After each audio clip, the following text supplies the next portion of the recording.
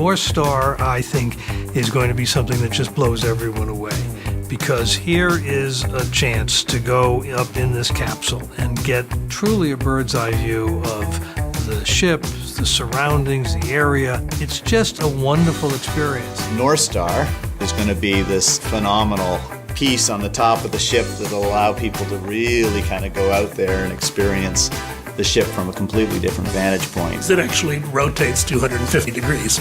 It is located above the enclosed pool on deck 16, the highest occupied deck of the ship. Basically 303 feet, which for a reference point would be the equivalent of the Statue of Liberty, and that will be from sea level. So you can imagine the experience as you're sailing along and have the opportunity to be in that space. It'll be spectacular just to view. Cruising in general creates memories that you will never find anywhere else, and then when you add these types of experiences that we enable our guests to do while they're on their cruise, it just makes it that much more special.